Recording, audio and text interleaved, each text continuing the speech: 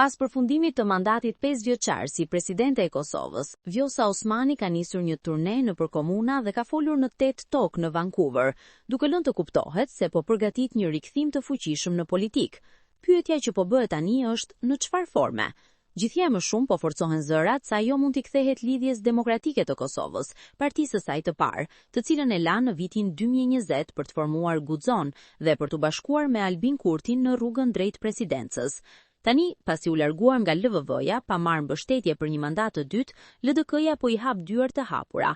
Sekretari organizativ i LDK-s, Visar Azemi, ka deklaruar se partia synon në rikthimin e të gjithë anëtarëve të saj dhe se edhe për Vjosë Osmanin mund të ketë vend në LDK. Azemi shtoi se e djafta duhet të bashkohet, duke lënë të kuptohet se LDK-ja po kërkon të zgjerohet para zgjedhjeve të mundshme. Nënkryetarja e LDK-s, Dorsa Kica Xhelili, ka konfirmuar se bisedime të tilla janë duke u zhvilluar. Mirëpo, rikthimi i Osmanit nuk pritet të jetë pa tensione.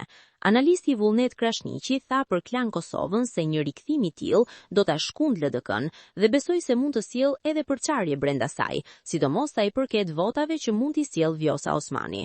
Juristja Krenare Vokshi theksoi se politika nuk është statike. Ajo që deri dje është parë si ndarje, sot mund të shndërrohet në domosdoshmëri për bashkim në forma të ndryshme, qoftë për stabilitetin e vendit apo për forcimin e një bloku të përbashkët opozitar, tha ajo. Megjithatë, analisti politik Artan Aliaj ka një paralajmërim të fuqishëm. Nëse Osmani kthehet në LDK, gjasat që të arrihet një marrëveshje me vetëvendosjen për presidentin janë zero. Sipas tij, kjo do ta përjashtonte plotësisht LDK-n nga çdo kompromis me LVV-n dhe do ta shtynte vendin drejt zgjedhjeve të parakohshme.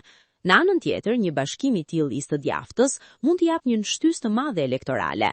Alia i pranon se kyçja e Osmanit në LDK do të mund t'ia kthente kësaj partie rezultatin që e kishte në zgjedhjet e 9 shkurtit të vitit të kaluar, duke e bërë atë një lojtar kyç në çdo garë të ardhshme zgjedhore.